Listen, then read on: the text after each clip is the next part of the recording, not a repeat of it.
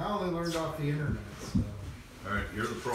Go. Full tune it is. Okay, these skis. I'm gonna critique you to the nth degree. I'm kidding. These skis are in good shape already. Couple of things. When you get the bases prepped at the shop, alright, they're gonna set your base bevel, you're never gonna touch that again. If you try to touch it, if you grab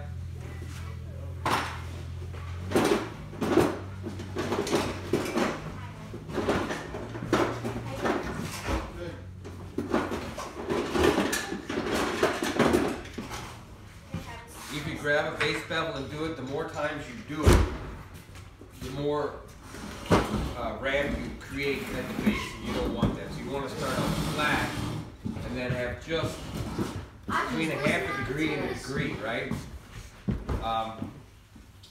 The idea behind the base bevel, is that the kids, they can roll the ski, or the athletes roll the ski up without it catching the edge, right? That's why we've got the base bevel.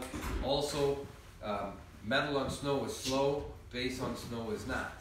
So that's where we have the bevels. The bevels vary from a half a degree to a degree, okay? Half a degree, strong slalom skiers, any of your speed skis, GS skis, I would stay in the 3/4 to 1 degree range, okay? But again, once the shop sets it, don't touch it again, unless there's a big burr or something that your kid hits a rock, okay? Then don't use a file. Just use a stone, diamond stone, and just gently work that out. Okay? Then don't touch those again. So all your work is always going to be on the bases. I'm sorry, not the bases, the sidewalls. Okay? Yep. Now, Travis brought a tool. It's one of the more inexpensive power grinders. It uses just a diamond stone. Okay, you can get these anywhere from $400 to $500. Okay, they do a phenomenal job, but they require a little bit of feel. So I'm not going to use it. I'm going to show you the, the old-fashioned way to do it. Number one is we need to buy jigs. Okay. 99.9% of the time you're going to use an 87 or a 3-degree jig. Buy the one, that's it. Buy a good one, buy a preset, okay? Never have to screw with it. You can buy these adjustable ones that do multiple angles. They're good to keep in your pocket at the hill if you're at a race. Give something a quick go over, but for your regular tuning, something like this. There's Swix makes them, Beast makes them. There's a few different brand names. I like the Swix for its simplicity. 99-cent spring clamp, and then a basic 21 bastard file. What do you call us? A mill bastard. Bastard file. Okay. I'm just calling you a bastard. Most of the time you can get away with just a 200 grit diamond stone. Buy the good ones. They don't last long as it is. You buy a $17 one, you won't even get the season out of it. These are 42 bucks. If you shop and you find them on sale, maybe 35. The World Cup ones are the only way to go. They plug up, but they can be cleaned. I like using the secret sauce from SVST, but water will work. A little brake cleaner, base cleaner, just a little spray. Let it soak in, and you can just rub all that out with your finger, and it's clean again. Okay? So regardless of age, you think the size should be 3 degrees? Always. Always. And never anything else. I mean, they sell them 1, 2, 3, and 4, but 3 is it. The important part for the athlete not catching the edge and hooking the tip is the base bevel, not the side. Okay. Now, if you got a new pair of skis, you've got this. You can feel there's that layer of sidewall you can see and then the edge. That layer of sidewall's got to be planed out, okay? When you're getting your skis prepped at the shop, if you have them, take that down for you right away. You don't have to worry about it again. Otherwise, it's a straightforward, simple tool, and it just cuts it right out. Okay, and the reason for that is that when you're filing or stoning, that material is not plugging up your file, because it'll plug it up pretty quick. Okay, so you cut that back, get rid of it, and then you never have to worry about it again. All right?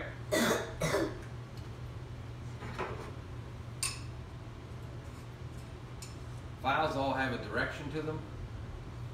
I don't know if I have to go that far into things, but follow the direction, otherwise you wreck your file.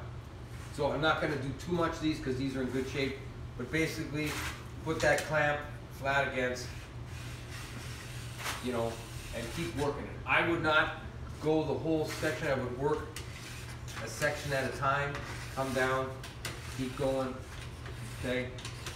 And then check your work. Make sure you're getting what you need to. If you're not sure if you're getting all the material off, just take a black Sharpie, just run it on the base. Then as you file, you can see all that black disappear. You know you're getting the whole base clean. Okay? Try to use the file as little as possible. Set the edge. If you went a couple of weeks and you didn't get the tune, bring out the file. If they hit something, bring out the file.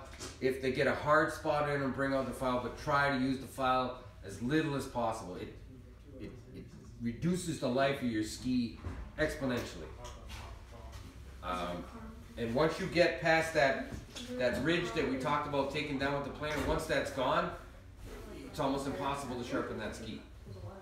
Okay, so better that every 2 or 3 nights after practice, and less if you're really anal about it, bring out your stones. So we will stone this one completely. I always hit it with the core stone first. Some people don't believe me or don't believe in that. But again, it goes in the exact same jig. I have multiple of the same jig, that way I don't have to always be switching out. Spray the edge down. Again, you can just use water if you want, a little on the stone. And I like to work it from tip to tail, just no further than you can reach with your arms. If you start extending, you run the chance of it skipping off or cutting down on the edge, then you end up with a flat spot. Just 3, 4, 5, 6, 7, 8, 9, 10. Move. 1, 2, 3, 4, 5, 6, 7, 8, 9, 10. Move. This is the most important part. This is where they get the dullest. This is where they hit the most things. This is where all their weight is. So spend some time in here.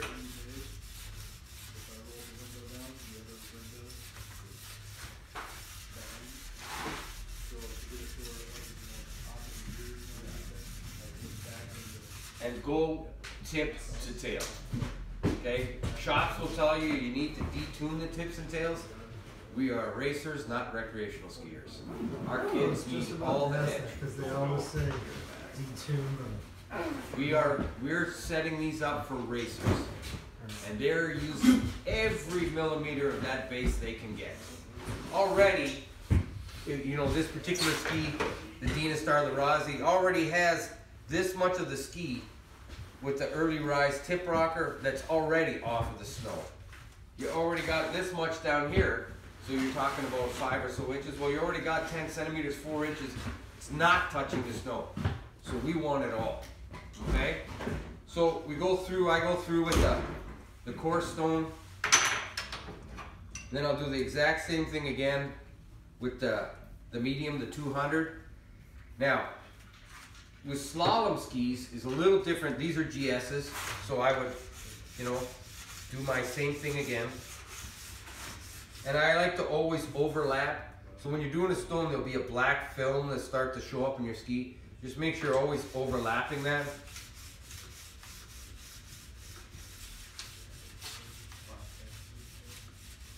Now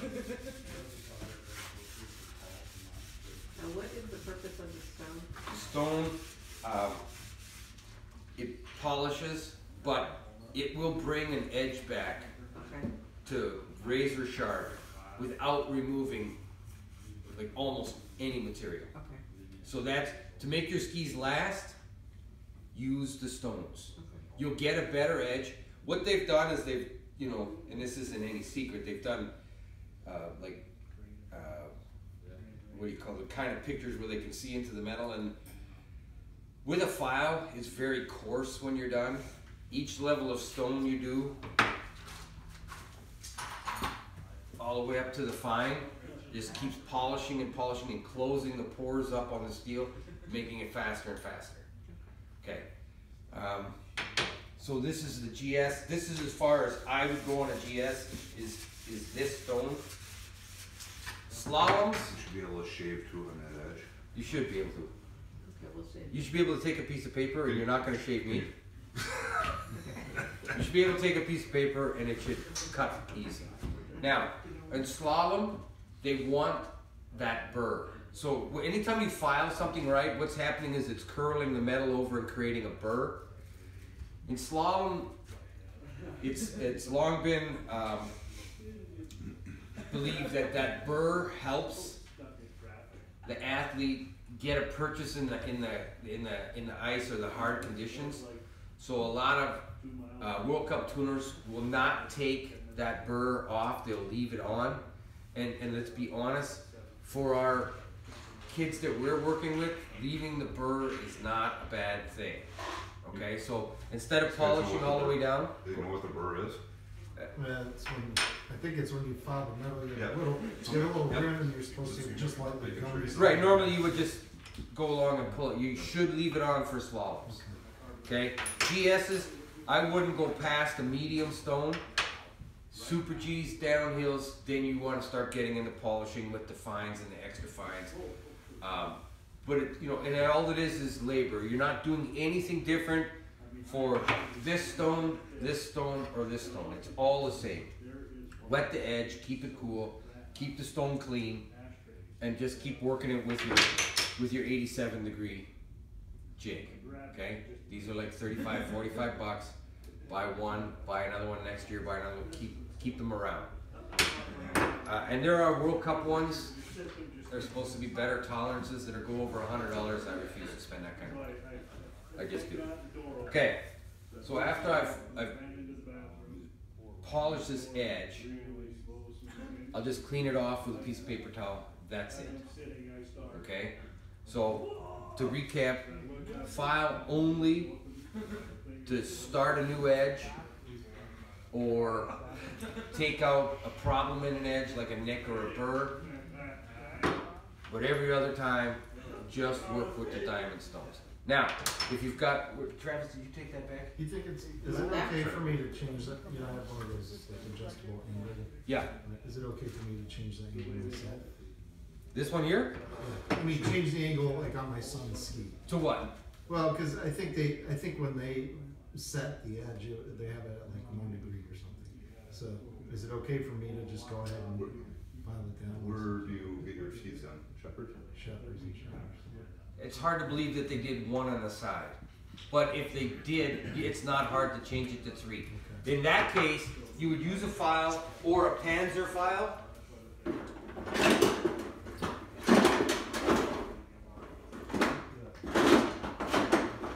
This is a Panzer file. Okay, it's really aggressive. Okay, the only disadvantage using a Panzer file is it creates a very large burr and it's a very coarse edge. But to get it to where you need it to be, start with this. Or just take it to shepherd. Or just take it them and have them take it to 3. But you would be surprised how easy you can get this to 3. Okay? The other thing some guys like to do with the sidewalls, even after they take, there's another layer of aluminum in here. So there's the hardened edge, there's a thin layer of aluminum or titanium, and then there's the sidewall material. So after we take that sidewall material down with our sidewall cutter, some guys will put this in an adjustable one, and they'll put it like on 4 degrees. Okay? 86. How's it going, soldier? I was trying to take a crack. And they'll use this to take down that aluminum. Okay, it works really well at doing that. Again, not something you want to do all the time, but if you feel like your files are plugging up or your stones aren't doing a good job, it's a good tool to have in your box. Okay, it almost never gets used, but when you want it, you need it. So we talked about polishing too deep. Now, if you had a tool like this, you can get coarse all the way to extra fine, and these are diamond stones as well. Okay, and this will do a great job polishing too. You don't have to put it reduce. You know, if you got 4 or 5 kids and you got to do 2-3 pairs of skis a week, and you don't want to spend every night in the basement, this reduces your time a lot. But again, I wouldn't. If you've never used it, I wouldn't start on your brand new race skis. I'd get your twin tips out or some old mountain ski you got, and learn the feel, because as you drop it in and pull it off, there's a amount of feel that's required to not put a swirl mark in your edge. Sorry, not your base, your edge. Okay. The other thing is, you know what is? Oh, give me a dead one, why don't you? You need a plug. That's all right. When these start up, they have a little kick to them, right? So you want to start up off of the ski. This one's not bad, but some of the bigger ones, okay? Rest your palms on the ski, hold it clearly, and bring it in slowly, okay? Then once you're into the ski, is this set at 3? Yeah, that should be. Once you're into the ski, just a slow, constant move. Okay? So if you see here, I hit my vise and I put a little burr in here. I can take it out, that's not a big deal. I didn't put a burr, but I put a spot.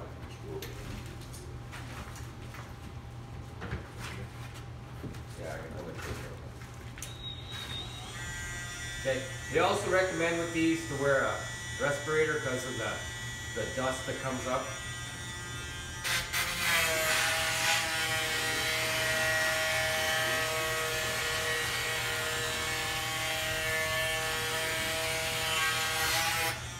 But it's like any tool, let the tool do the work. You don't need to press on it, you need to push on it. You can see all I was doing was keeping a little back pressure on it so that it stayed flat on the ski, and let the tool do the work. Okay? One nice thing with this too, they say, that it actually heats the base, so it makes your edge last a little longer because it Okay? kind of hardens it. Any questions on anything so far? So, I mean, if I was doing one of my daughter's skis and I was just polishing by hand, probably, you know, I'm 5 to 10 minutes per ski. If I have to take any sidewall down, I have to set the edge, then polish it, you know, that's when I start getting into a half an hour. So but what I'm saying is if you do this regularly, like every second time out, you could do all this work in probably 10-15 minutes for a pair of skis. Okay? So we're good there now. So after you've done all this tuning work, even though we didn't, like if you did a lot of filing, there will be some metal in show up in the base. We'll show you how to get rid of that now and clean these up. Now the bottom of the base, it's all what we call structure, right? We're concerned about the structure. We're putting wax into the ski, but we need that structure to be evident. So you know when I'm talking about structure, right? That's that line. You can see that hatch, right? You can see it's not just a flat piece of plastic. You can see there's a pattern in there, right? There's multiple different patterns. This ski is what they call a linear hatch. Okay, if you look at these,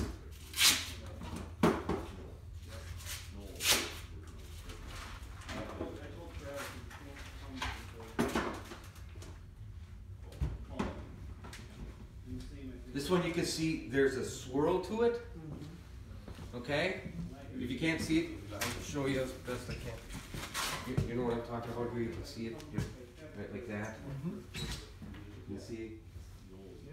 Okay. In speed, if you're doing super G's or downhills, that's a different grind again. Okay? We won't get into that. In the Midwest, we don't need a real deep pattern in the ski. It's only, what that pattern does is as the ski moves, it creates friction, right? It turns snow to water. And it channels that water out the back of the ski. Because we're skiing mostly on man-made snow and it's coarse, we don't need as deep of a pattern as if we were skiing real snow or fresh snow out west in the mountains. The other thing you need to know is if you take your ski in and get it ground, okay, you just stripped all the wax out of it that you put into it. You got to start all over again. Therefore, I don't like to grind more than once a year. I start at the beginning of the season because a block of high floral wax is $400. A block of low floral is $70, and you sticking all that money in, even if you're just putting in low floral, even if you're just putting in carbon wax, you're sticking all that money, sticking all that waxing in. The more layers of wax, the faster the ski gets, and then one stone grind, it's all gone. Start all over again. Okay, what happens when they stone grind too, they leave fibers.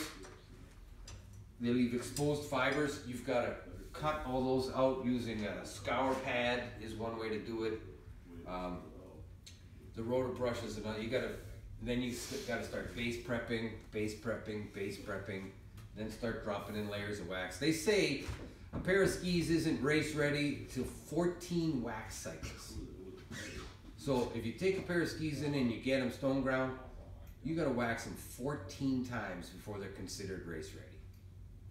That's a lot of wax. So why would I do that? Why would I do that once a year? Because what happens is, with skiing, with tuning, with waxing, the base becomes wavy. It's not flat anymore. Okay. So the stone grind does a couple of things. First off, it puts the pattern in that we look into the ski, right, which helps move the water. Second off, it flattens the ski. The ski needs to be flat. Okay? And the third thing that the stone grind does is it helps us set our base edge. Okay? Once a year? I try not to do it unless something major happens. You know what I mean? If you get a long ripper down the middle of your slalom ski, I would say, oh well, so bad. You know, Lexi did last year, first weekend in Pool, brand new pair of slalom skis. Too bad. It's a slalom ski. I don't care. But GS skis, speed skis, now I'm a little bummed. Now I'm probably going to have it fixed and ground. Okay? And so I like to start the season out that way. Maybe after early season camp, because you don't know what the conditions are going to be out west. So I wouldn't do it before I went away. But when I came back, or the last day there, I know a couple of shops that do it very reasonably. I would have them ground right away and then fix them or get them ready when I come home. What's your opinion about hot boxing after stone grinding? Some people swear by it. I never do it. I think it's a waste of money. I think, you know, a block of BP88 base prep, Swick's base prep, you can get for $13 a Shepherd with your racer's discount. 5-6 coats of that does the same thing as far as I'm concerned. All right. So we've done our edge prep. Milwaukee. Hmm? It's like Milwaukee.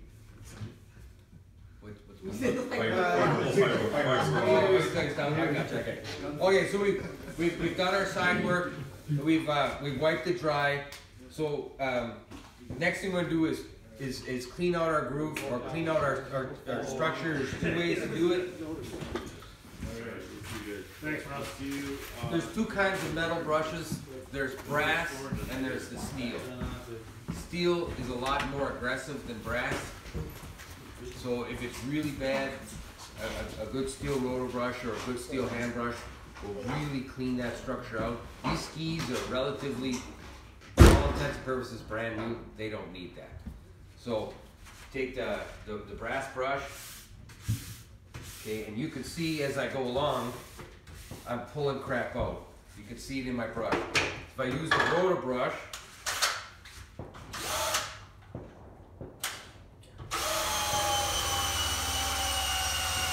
so I'll stop here. You can see just a little bit. That's just cleaning the structure up for me, okay? Will a brass brush ruin the structure? No. Stainless brush will, alright? Stainless won't ruin it either. It'll just clean it out even deeper, okay? Okay, so there, now if you came up and looked at the pattern that's in here, you can really see the structure. Okay, I've got it cleaned out. Now, believe it or not, even though snow is shiny and white, it's freaking filthy. It's really dirty. So, there are guys who say that you should hot scrape a ski 5 or 6 times to pull the dirt out, or keep doing it until it's not black. No black in the wax. That's just way too much. It's not, I'm not doing that. Okay? But I do believe in at least one during the week. If I'm getting ready for a big race, I might do it 2 or 3 times, but for the most part, just one. So I keep my iron at around 140 degrees. Drip on a nice thick layer. And everybody's got their feelings on waxing. Some guys hand cork it in first and then drip it on, and so on and so forth. I'm not one of those guys. And I just let the iron spread the wax out. Don't move too fast, don't move too slow. And you hear that little bit of crackling, that's just the water left over. It's the fireworks. I hear that. They're supposed to wait till I'm done. Okay.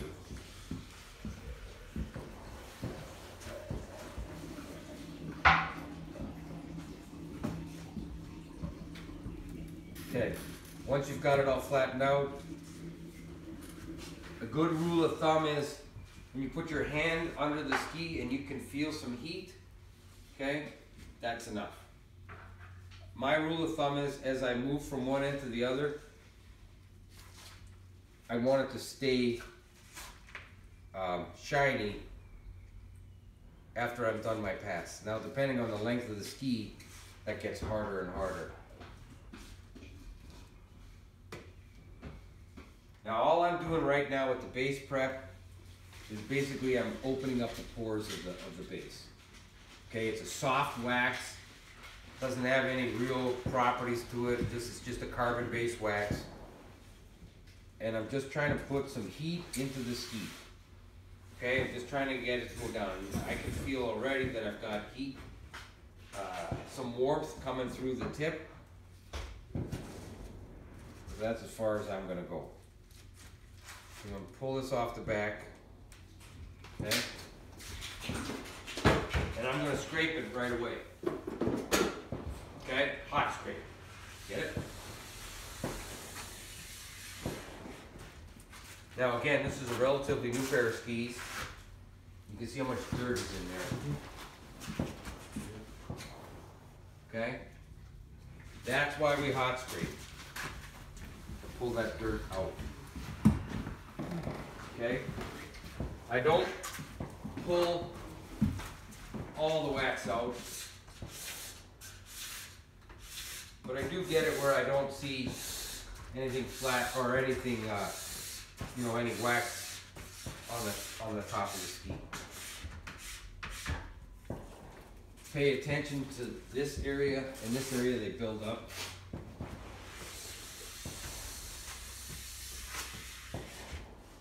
Okay. Now a couple things have happened. I've pulled dirt out of the ski. I've opened up the pores. I've put some heat in the ski. I've made it easy for me to do whatever I want to do next. I'm gonna brush it again, okay?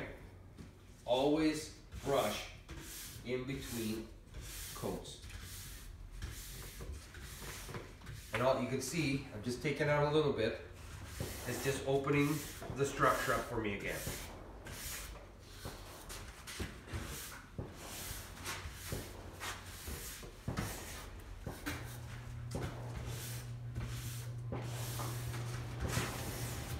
Okay, then I'm going to put in whatever I'm going to use for the next day for training.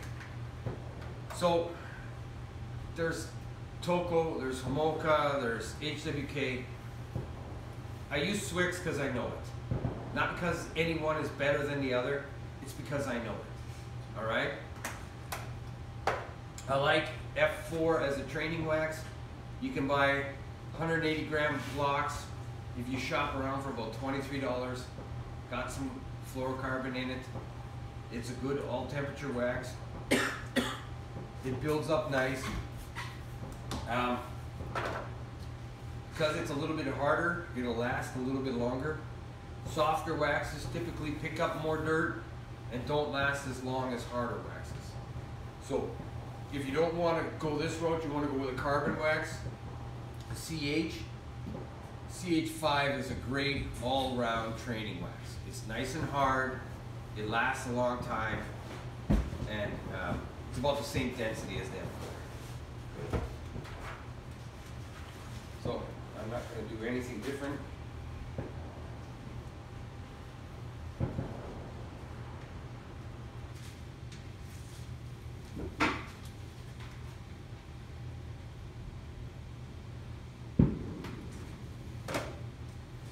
Keep your waxes off the table because all your filings, they like to find their way into your wax.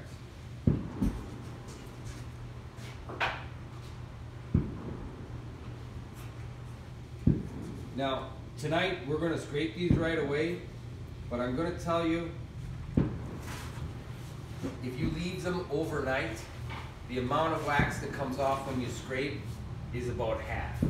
That's how much those bases continue to absorb as they cool down. So even though when I'm done, I wait till I touch the base and it feels cool, overnight still the wax absorbs even deeper. So again, if you're doing a race tune and a race wax, let them sit overnight before you scrape them.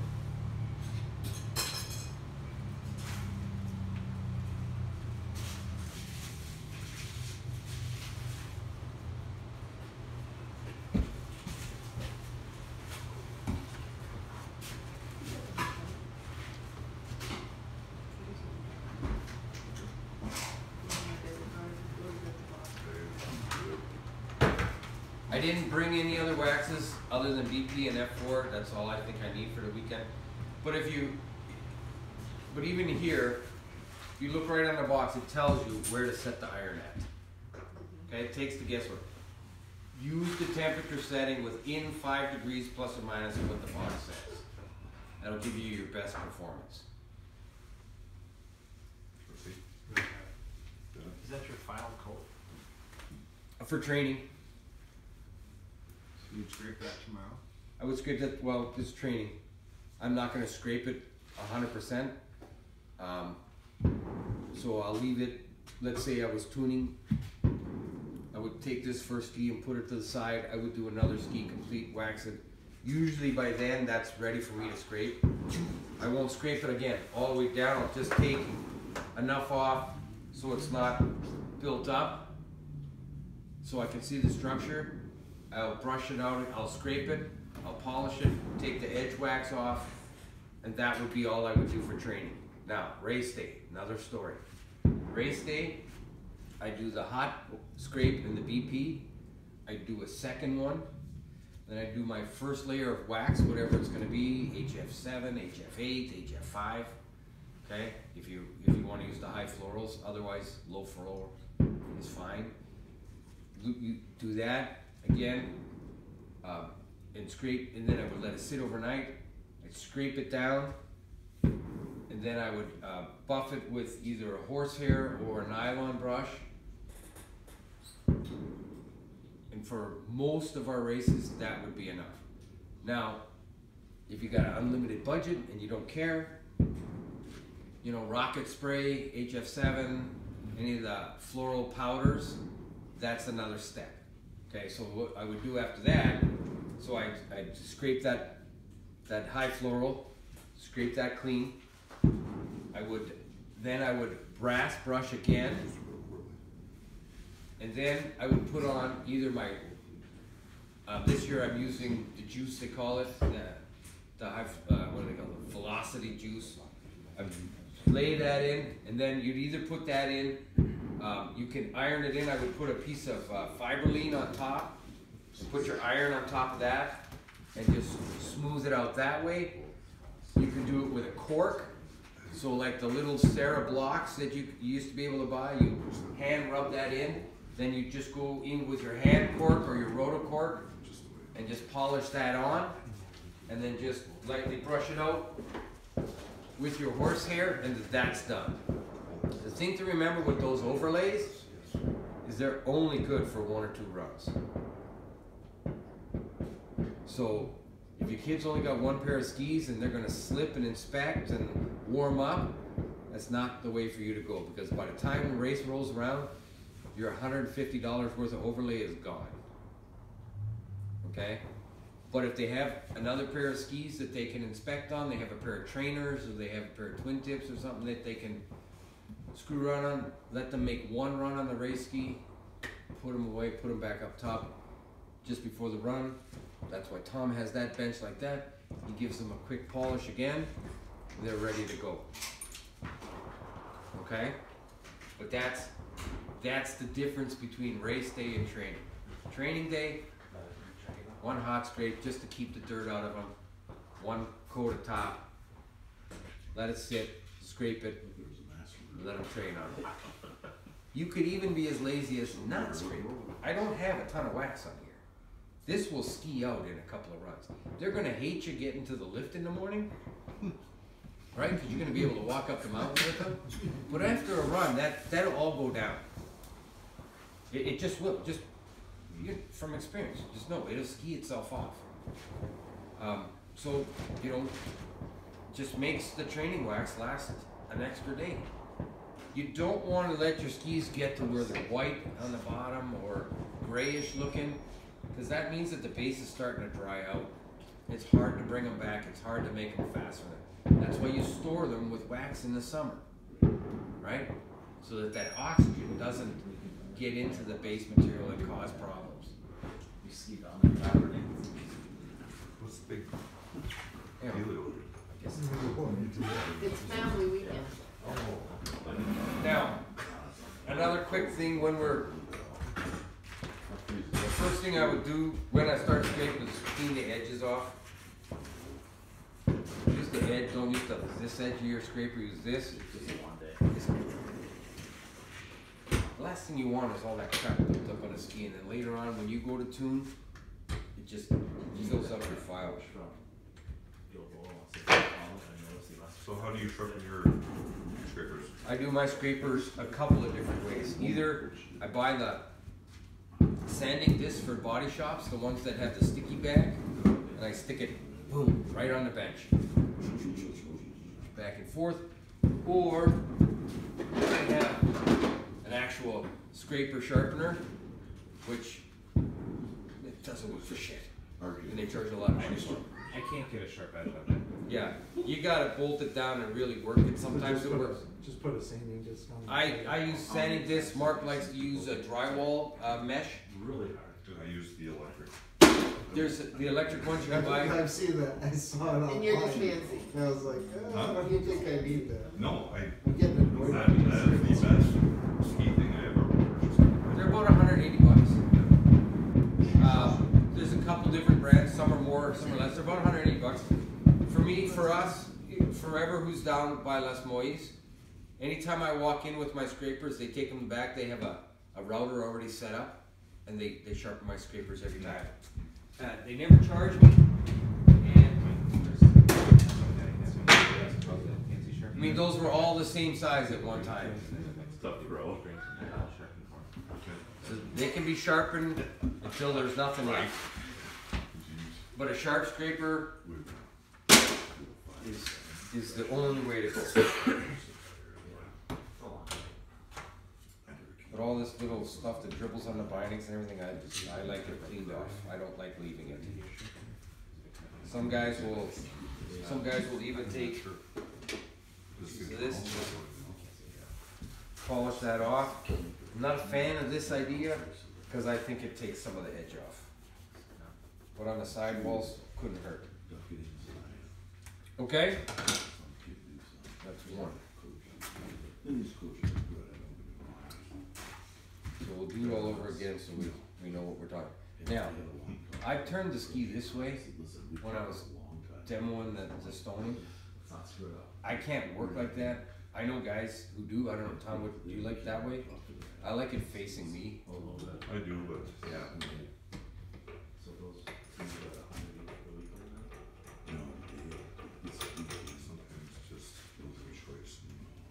It's just what's comfortable for you, right? When you sharpen the edges, do you go tip to tail all the time? Yeah, and I don't know that there's That's one thing with that quick sharpener. You have to go tail to tip on one side. and if you look at your file, eventually, if I keep filing only this way, I'll end up with a dull spot on one side of the file. So in order for me to use all four, you know, inside, outside, top side, back side, eventually I have to work from tail to tip. And if you actually look at the Swick's user's guide for this base bevel, they show you going both directions, right in their manual. There's no way to do it. You gotta go this way,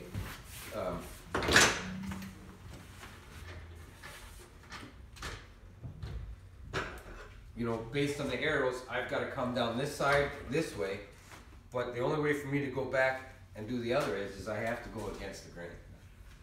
I think that's more in our heads that it's an issue. I mean, it probably turns the metal one direction, But you're polishing all that out, right? Because there's no direction with in the finer stone. it should clean it up.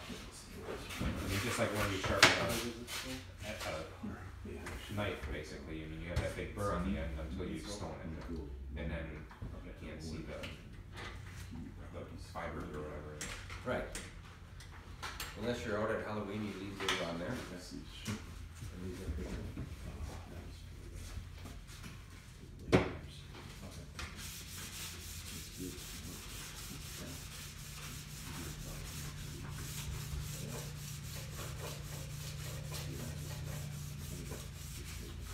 Would you hear all that tick, tick, tick, tick, tick, tick, tick? That's, You can feel it too. yeah. You can touch it. See, after about, Usually, you usually see how sharpen after you wax stuff. no, I always sharpen before I wax. Is that the other ski? This Okay. is. Because otherwise you're just getting that crap in your wax. No, those came like that. They were demo skis. Yeah, there were mountain hoods and hoods. Yeah, they You were can't demo complain though for the money you get for it. And you still get full factory warranty. Trust me, because I turned in the rosin nose problems, they delaminated, and I got a new But you one. can see, They just you know, you're not taking any material off, but you're definitely goes past. affecting the edge, right? Over on. So, you see that, you know, like where you can. Right. ski through, they don't want the course to block that way. I went, through the night, I went through it. What do you think of water I and didn't dish soap? see where we set up, So so. I went over, but then I went, Yeah. I did a hard dog leg. Water and dish soap for an aid when you're Yeah. using it on there? But. You just need water. I couldn't see it from down. I don't think dish soap will hurt anything, because back in the day, when we were racing, we used to put ivory dish soap on our skis in the starting gate, If you wanna come. and on the, you know, it gave us an acceleration for like 2 gates, and then it was gone. So it didn't ever hurt the ski. I like rocket spray. Rocket spray. I got rocket spray. It's a lot of money for it. Oh my gosh, yeah. I ran out of So, I don't know if kids use that overlay, but the rocket spray, I mean, So little This itty little bitty thing bit. for $140, or you can buy a chunk of floral. It's like this. It's about a bottle of rocket spray is about that big. So usually, like 2 kids racing, that's on one weekend. $140. Or you can buy a floral one. What is that now? 100. You can get the colds for $90. The warms are about 140 still. No, But I'll tell you that, that lasts. The only difference is you need to put that stuff in there. You just need a cork. You don't have to have a rotor brush. You need to have a cork. And the rotor brush makes it easier. And that stuff is amazing. I've seen it. My daughter, somebody did my daughter's Super G's. And we left it. I don't have any here. I didn't bring anything fancy. The brakes were like this. We took the ski off that table, laid it on the snow, and it just took off. The stuff works. But here's the thing with that stuff. If your kid's not used to skiing on a ski like that, or you know, doesn't understand that the training wax versus the high floral, the difference, you could put them in a bad position. That ski all of a sudden is 2, 3, 4 miles an hour faster. It reacts different, it edges different. So if you're going to use it, you're into it. You're using it all the time. If you're not going to use it, nobody knows the difference. I will tell you that for U12s, U14s, a good, you know, well-prepped ski with low floral is really all you need to spend. Even the U16s, except for the speed events. We've just been using the CH on ours. The carbon? Yeah, so what I'm saying is get floral in the base and So with the floral, now left in the HF, which one do you use for a room here? for races, Yeah, for races and for practice too. I don't ever use low floral for practice. Okay. I just use the F4. It has floral in it, and it's an Alt-Tech, and it costs peanuts. This costs what? $7 more than a block of CH? I've been on snow since October. I've done Gabriel skis, Lexi skis, my skis, and that's how much I have left. And I've been on snow for over 30 days already. So you buy 2 of these for $40, you're set for the season. But then what do you, when you say low floral, what is considered low floral? LF, LF finishes low floral. That, again, I'm only really good with Swix. That's all I know. I don't know what Homoka calls theirs. I don't know what Toko calls theirs. Although Homoka, I understand it's been bought by And that Swix. gets rubbed on the cork. Yeah, so you just rub it on the base and you cork it in. But I think you said, if you're not used to skiing on this stuff, because I blew out some girls' knee at the state one year. The dad said, juice them. I juiced them. She wasn't used to it. She ripped her knee out. Yeah. So if you're gonna use something like that, is it good to like, if they've never used it, to do it like during practice so that they get used to it once before? Yeah, let's take, for example, is there speed at Shelley Glover for U14s? Yes. No. Okay. Yes, for U14s there is. Okay, well let's look at our Super G schedule for the year. First race Super G is going to be here. Yes. Friday night they're going to have open just tucking, right? Right? So if you were going to start using that stuff, that's the time to start using it. And then you'd have to prep again all over for Saturday's races. Right. You should be able, if you put that on in the morning, Tom, what do you think? If you put that on the morning of one Super G, you'd be able to use it. Would it still be good for the second Super G? Yeah. Yeah. Okay? I mean, do I redo it? Right. No, I don't. Like, because So- the first Super G is 2 races in a day. Yep. So you'd hit it in the morning, and then you'd be comfortable that it would still be there in the afternoon. Yeah, because we're, Right? So then, you know, that would be his first experience. That way, when you got to Shelley Glover, you know, in his training run in the morning, you'd make sure it was juiced, and then it would be good for his actual race run. Okay. By then, he should start to be comfortable. Then you got Indian Head, Right? so I wouldn't juice him during the 2 days of training, Right. but going into his training run, they would be juiced again, Okay. and then they'd be good for the race run. Because remember, U14s automatically get a training run. Well, not automatically. They have to have a training run.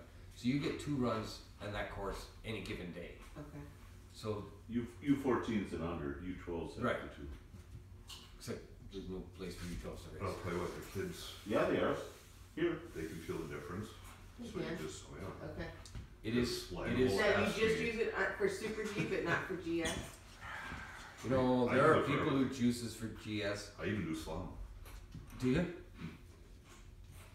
He has a bigger budget than me. I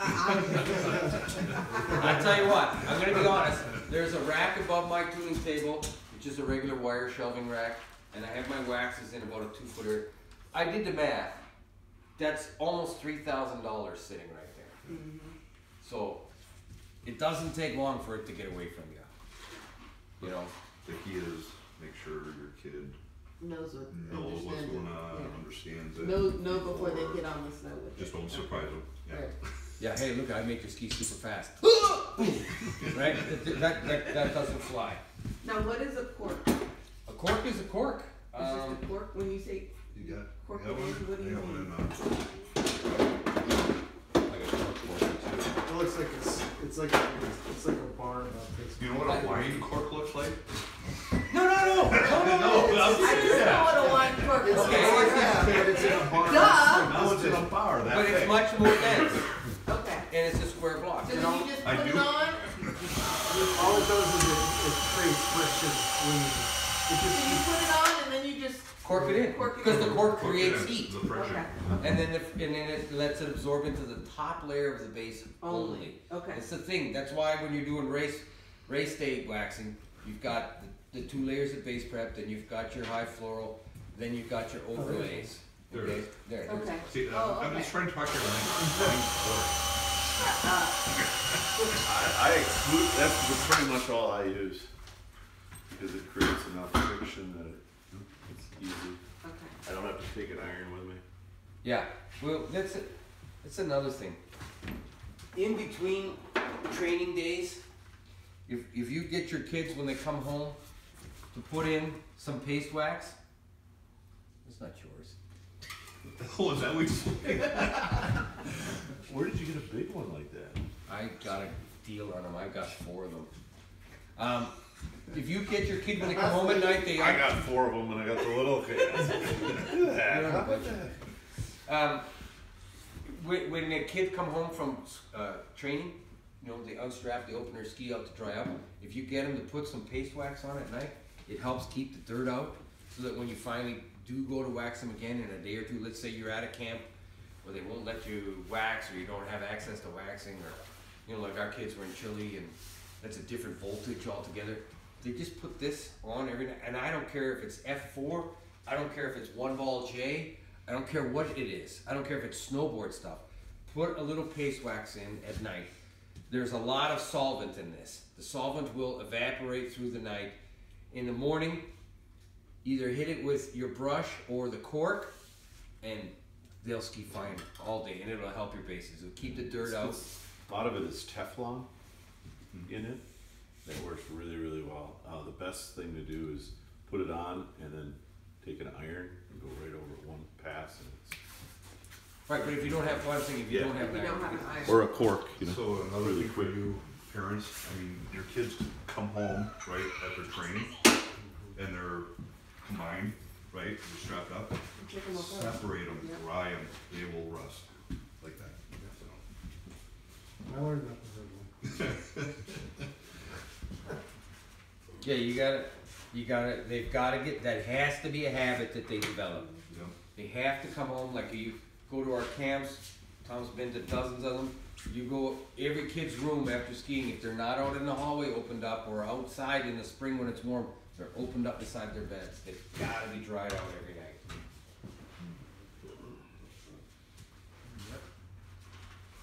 And yeah, a tub of 1-ball J is like $12.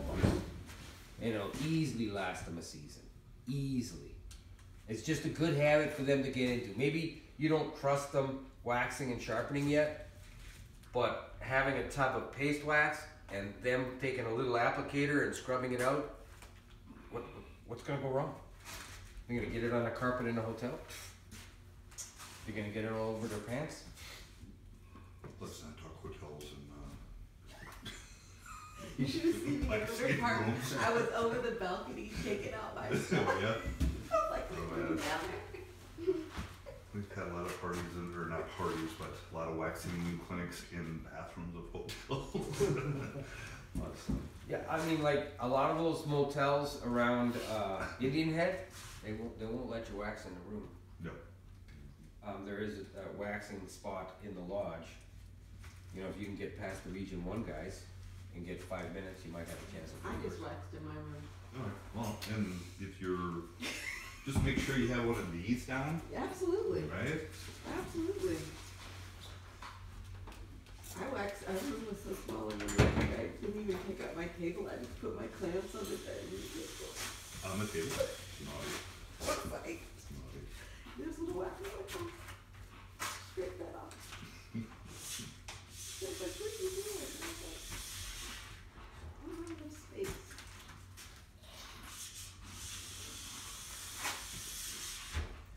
Okay, scrapers are flexible.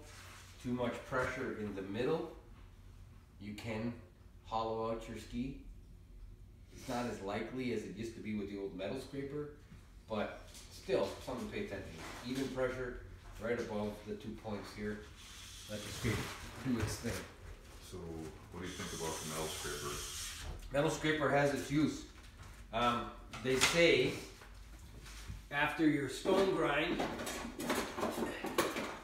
that the metal scraper helps break off all those fibers. If you do any work with P-Tax, you know, Yep. gently working it with the metal scraper, those are about the only two uses that I have for a metal scraper these days. Because if you're not careful, you'll wreck yourself. Just a little more.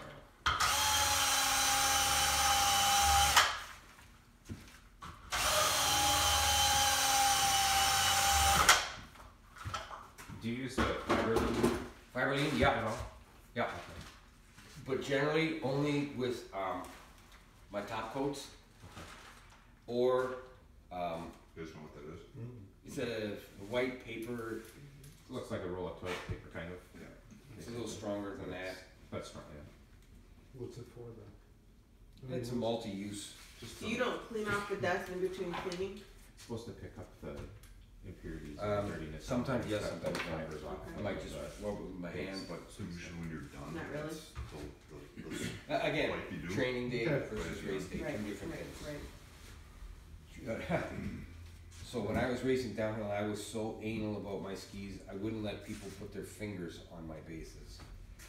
I didn't want any oils. well, you needed everything you could get, right? Speed. Oh, I didn't. I'm joking.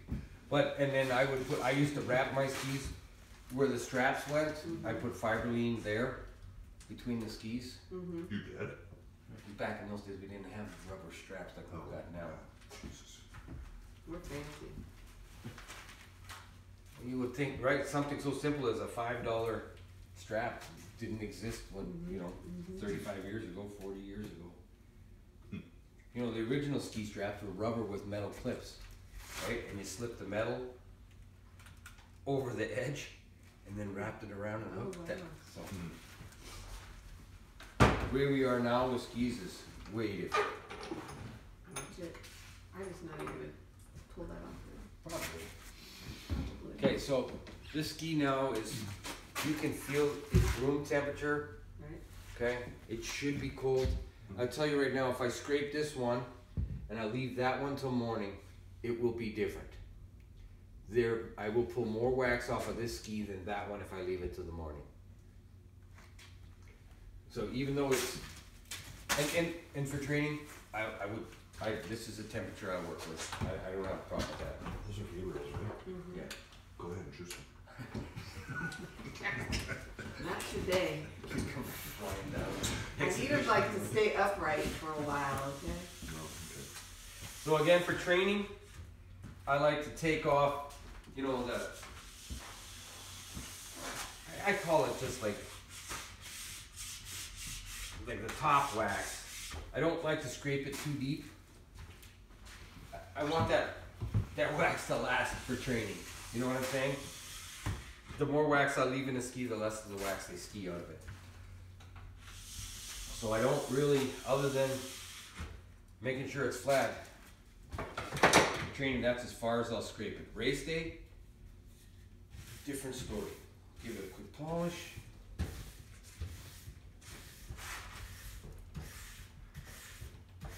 Shiny black, that's what you're shooting for. Shiny black. As long as your bases are shiny and black, you're good. Strap off, ski's done. And that's that.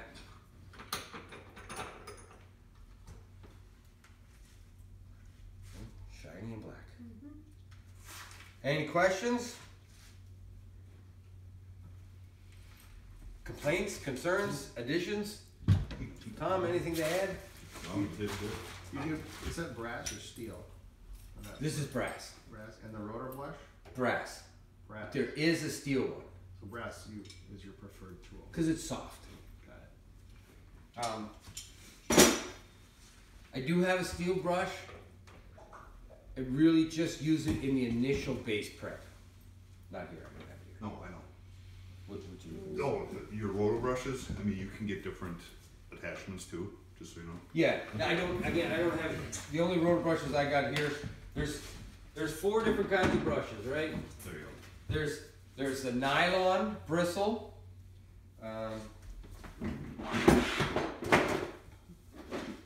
Okay, there's a hand version. Then there's horsehair. Okay, and the brass. So you can go out and buy yourself a set of these. Well, they're about $40 to $60 a piece. Swix makes them. These are Winterstockers. I would buy one brass, one. There's blue nylon and white nylon. I don't know about you, Tom. I prefer the white. It's a little stiffer. I do, but Blue, same yeah. difference, yeah. And then there's the horsehair for polishing. Okay, this brush gets used all the time. This brush very little. My white one almost never. So you can buy this version. You can buy a pack that has this size. It has SVST sells a pack at Les Moines. It's pretty reasonable. I want to say it's like $35. It has all 3 of them in it. Okay, and then I have. And don't feel like you have to do the rotor brush. It's you know, if you have 3 kids, Saves your elbows. it saves. I don't like the rotor I'm brush. just thinking that, God, these are a lot of birthday or Christmas presents that I Right, have to ask right. for. You gotta figure a set of rotor brushes is, you know, $250 to $300 with the guard and at least 3 brushes. Even if you buy it individually and try and shop it out, it just what it comes out to. Is what it is. It What, is. what brand is that one? The SVST. Okay. Because I know the Swix one is narrower than that. Yeah, I wish it that's was why I wider, like because these. now you have to take 2 passes with that Swix on some skis. So the problem is with these are 140s and they work on a standard hex shaft. Okay. But to my cork and my steel aren't this big, so I have to put a little spacer in to keep them from sliding on the shaft when I use them. Sure. So what really just needs those 2 brushes? Yeah, I mean, Really, you just need those 2 brushes, right? I would go with the 3: the nylon, the horsehair, and the brass. yeah, it's just an all-in-one kit that, you know, an iron, you know, the 3 brushes, the scraper, bastard file, diamond files. It was only like Hey, let's something bucks. I have some you know, let's be clear about a few things here. Yeah, I know. Same here. Well, that's the thing. You keep adding. These are nickel files. You can buy for under $10, and you know this is the Swix file that cost almost $30. I'm gonna be honest with you. When they're all sharp, they all work the same to me. So, you know, a file is a file. Now, when it comes to the diamond stones, there are some, you can buy the ones from Fleet Farm or something in a multiple pack. Look something like this or this. They just don't last. So, you know, you could save some money on a file. You can, you know, buy a 99-cent spring clamp instead of the $7 Swix one. You could save money on those things, but this is the one thing where you're going to spend the money to save the money. And just so you guys know, I mean, I'm not a big file guy because he mentioned earlier, you use it once, maybe, but it's the diamond It's the stones that's huge. So, you know, I got a really good deal at Shepherd and Shell at the end of last year. I think I was getting these for 30-something, $32 maybe. So it's 25%. You know, it's a $42 stone. And how long does? Well, How do you know when it's done? Because it's Yeah. It will stuff. lose the grit. You'll miss It'll it. start, you'll you see can it. feel You it. can feel it. Yeah. You can see it too. So which ones are the ones, the red and the black? Mostly the red. Mostly the red. I see that one. There's So in the red is So 200 grit, and the black you'll is see it. 400. 400, okay. You'll lose it. no. I got all Sorry, kinds of 100. that. 100. Because the Yellow is Yeah. yellow. This one's the So the red and the black are the And ones then, that I lock need. case. Okay. Basically, you need the red. So when we were, you only use the red. Yeah. But, so you only really need the black if you have a bad chip or nick or something, probably, right? Yeah, but I'm kind of, Can I see the black one? Or it's just a habit you got in. I just like the black. That's the same with me. I Especially always with the junior skis, don't hold edges as well as the adult skis. Alright, so my daughter's been in junior skis forever. She's just moving up to adult skis this year. Those junior skis, they don't hold an edge. They get dull really fast. So, and again, I had a lot of pairs of skis to sharpen. So, if I use this up front, Cut down. I cut down my time. Yeah, it's just a thing. Brake bands, get them, because I got stuff made out of coat hangers. I got stuff made out of zip ties. Those just work the best. I use ski straps. What are you talking about? You said before. Here. Shoelaces. Rubber band brake.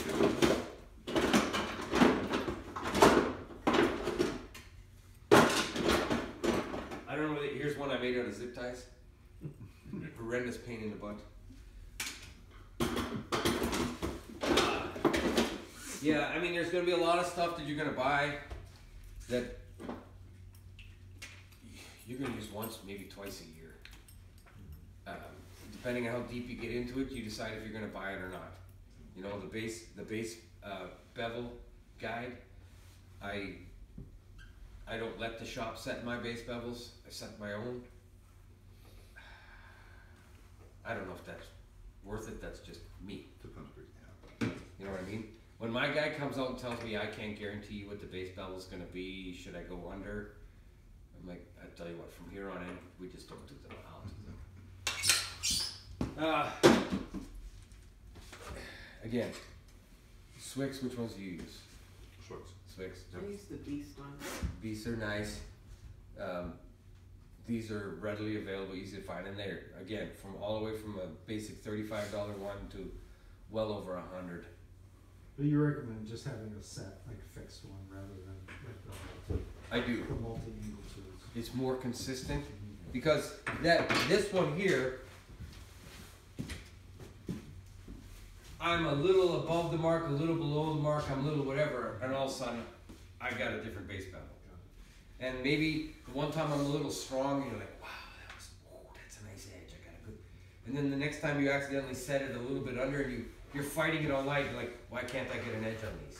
And that's why I don't like these. I think it has a purpose in my pocket with maybe this the Panzer file or one of my stones at the race. If I need it just quick, but it's not my go-to tool. I have it. But it's not, it's not a go-to tool. This never can screw you over. Okay, sometimes they get built up with little base funk, little wax. Just clean them off quick, but it'll never steer you wrong. So, that's my feeling on that. Waxes, again, I think that the base prep 88 is cheap and it's something you should have. You should have around. A lot of guys will buy a $40 can of base cleaner, and before they go to wax, they'll rub that base down with that base cleaner. I think that's a huge mistake. Those solvents dry out the bases. I can clean the base effectively with this and condition the base at the same time. And this is $13, and I'll go through maybe 2 of these a year. It's just a much better way to go. There's more advantages to using base prep than there are advantages to using solvent or disadvantages to using it. F4, perfect all-around training wax. Nothing wrong with the CH, but if you're going to use CH, just stay with the 5, the blue. It's hard, it doesn't wear out, you'll get some use out of it. I have pretty much all of them for a CH, but like 5 and 7 were the 2 that we usually use. Yeah, I love CH8, I like LF8, I like HF8. I think it's 7. Which one's the red one? 8. 8? Okay, that's the one we're using. 7 is violet. Okay. That's the red one. I really like 8. I go through a ton of it, but to be honest, LF8 or LF7 or LF5 is like, what is it, $74 over there, $50? That shows? Yeah. No, with the discount, 45 now. 45? Yeah. Still, this is half the price. It's got just as much fluorocarbon in it. So the red is base prep, not wax, right? Well, it is wax. It's a carbon-based wax. What was the red? Th- That. High temp. What was that? This? Very soft. That. That's base prep. Okay. BP88. It's a soft red wax. See, this is where labeling your containers comes in really important, because It always goes down first. high Break floral it off. or CH8 and BP88 look very similar. Very similar red. Yeah. So, Okay. so, yeah, that's the hot scrape. That's what you want to use. Something soft so you're not. The more you wax your skis, the faster they become. A 2-year-old or a 3-year-old pair of skis are faster than a brand new pair. So you take someone like Michaela Schiffer, the best in the world. Rumor has it she's skiing on 5-year-old skis just with a new cap on. They just put different decks on them. And the girl that won the Super G last year, the snowboarder, she was on Michaela Schifrin's. She was on borrowed skis. Those were not her skis. It's the head that she stands with are not the same ski she skis with. Right, they always take away their race skis and then they hand them the slalom skis Right. because they can fit in the picture. Right. Willie noticed that right away. Like, that's not the ski she was on. Right. Yeah. No, they do the rep steps in right away and takes the skis from her. So They hands her who's the new guru at Shepherd and Scheller? Their whole team left last year. I don't think there is a guru. We always like Ian. And he went to college. Ian Is there a good kid? Ross was good. Yeah, like 3 of them left. Yeah. Right. Tony was awesome. Tony was great. Yeah, it's. I would say no. Just you just gotta develop a relationship with them. Yeah. You know, Rob at Les Moyes, he does it. If he sees my name on a pair of skis or a parent goes in and says, check with Kenan, he does not touch them until he calls me. Because I'm very specific about grinds. And once you get that relationship, even if it's outside their comfort zone to do it, they'll find a way to do it for you. Because when they dress the stone for race grinds, it's very different than the stone, the way it's dressed when they do Joe Public skis. So again, we talked about detuning earlier. I don't care if you're the last place finisher or the first place finisher. These are racers. They're all going to be tuned the same way.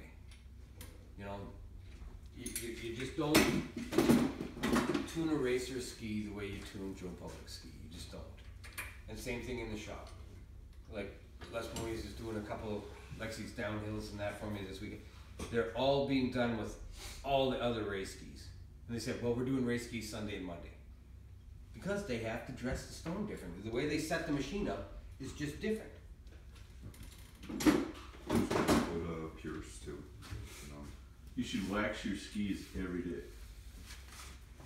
Your skis should be waxed every day. I wax my skis every day before I go out. That's with the paste helps, right? Yes. Yes. Absolute. Relaxing your skis. Oh, what? This.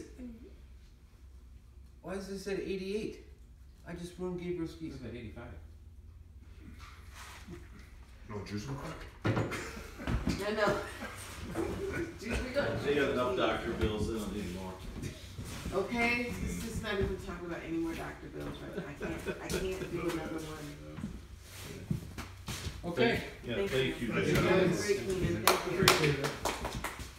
Thanks, Tom, for coming. Excellent. That was his support. He was. If I wanted to make sure that I just look over and Avery wants to give me the nod. For you. I'll clean that up and move off in the morning.